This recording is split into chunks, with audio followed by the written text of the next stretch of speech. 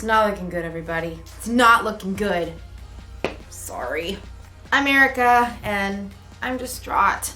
I just left the bike repair shop.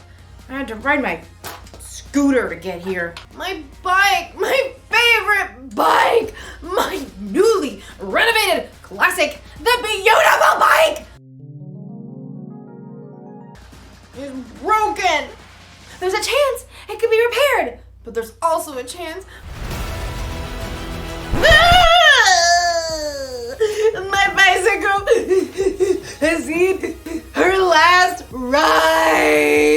It's not looking good, guys. I apologize.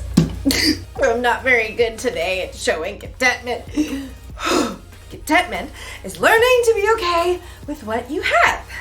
But how can I be okay with my bike I may not have anymore? The memories. Oh, I did the wrong hand. I'll sure miss that old girl. I don't think I'll ever be happy again. Unless they're able to repair my bike. Or unless I can save up enough money to buy a new bike. But until then, I guess I'm gonna have to be sad. Because my bike is broken. Because it's broken. In today's story, we'll hear about some people who were stuck somewhere between where they used to be and where they wanted to go. If only they could have been okay with what they had in the present. Hey, I have a scooter. I can ride it to the store to go look at new bikes. Bye, guys. The store is the other way.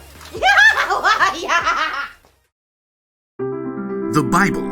It's 66 books of history, stories, letters, and poetry that fit together to form God's one big story. The epic adventure of how He created us and loves us so much that He made a way to rescue us. As we travel through the Bible, from Genesis to Revelation, we discover people who met God and found their lives changed forever. Now, for an amazing story. Inspired by the book of Exodus. Chapters 16 and 17. The Israelites had lived as slaves in Egypt for hundreds of years, but God worked miraculous signs and parted the waters of the Red Sea to lead them to freedom. Sing to the Lord, He is greatly honored. He is strong, Pharaoh's horses and chariot drivers into the Red Sea. God's people were free, but it didn't take long for all that singing and celebrating to turn into whining. The Israelites complained to their leader, Moses. You must want all of us to die of hunger out here. Yeah, we had it good in Egypt. All the food we wanted. You do remember you were slaves, right? But we had so much meat we could barbecue every day. The people continued to grumble, so Moses took their complaints to the Lord. The people don't trust you to give them food. I will rain down bread from heaven for you.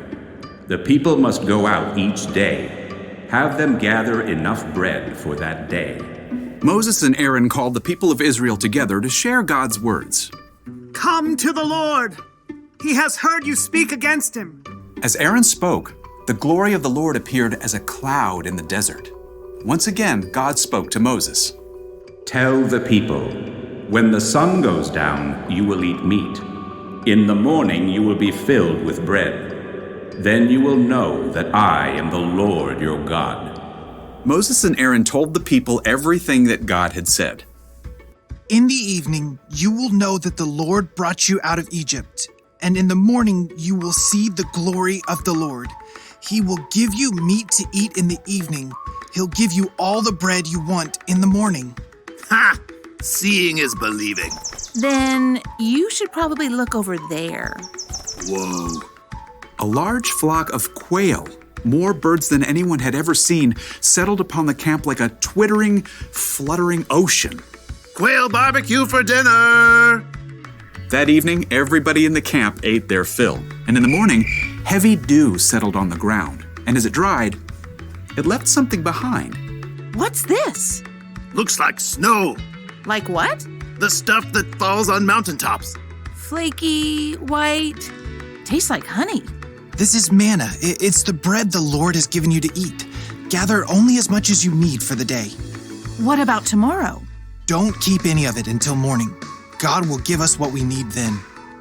The Israelites gathered up the manna, sharing until each family had enough.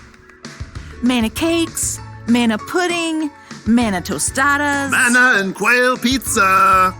Some people disobeyed God and tried to keep leftovers until the next day. Ew. But any manna kept overnight, filled with maggots. As long as the Israelites stayed in the desert, the Lord provided fresh manna for them to eat every single morning. Time to move camp. The Israelites soon moved to their next camp in Rephidim, and although manna was plentiful, fresh water was not. Seriously? I am so parched. Even though God had worked miracle upon miracle and provided food from nowhere, the Israelites still panicked. They turned on Moses once again. Give us water to drink right now. Why are you arguing with me? Don't you trust the Lord? Why did you lead us out of Egypt? At least we had water there. Now we're all going to die of thirst. The Israelites were so angry, they actually picked up stones to throw at Moses. Frustrated, Moses cried out to the Lord. What am I going to do with these people? They're ready to kill me. Go out in front of the people. Take the walking stick you used when you struck the Nile River.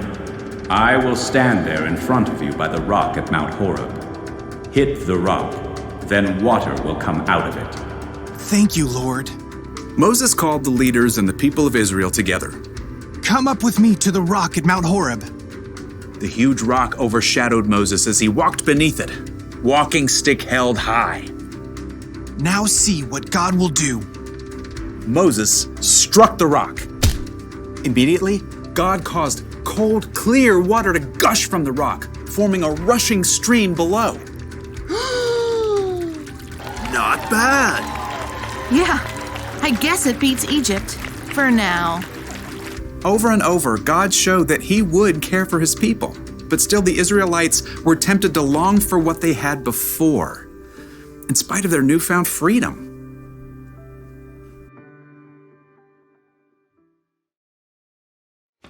The Israelites were slaves in Egypt, but then God rescued them and brought them into freedom. You'd think they would be overjoyed, but instead, they whined and complained about what they didn't have. Now, it's easy for us to look back at the Israelites and think, how could they act that way? Didn't they realize what God had done for them?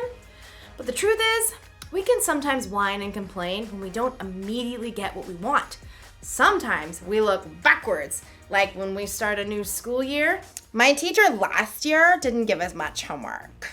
Sometimes we look to the future, like when we're waiting for something exciting. I want Christmas to be here right now!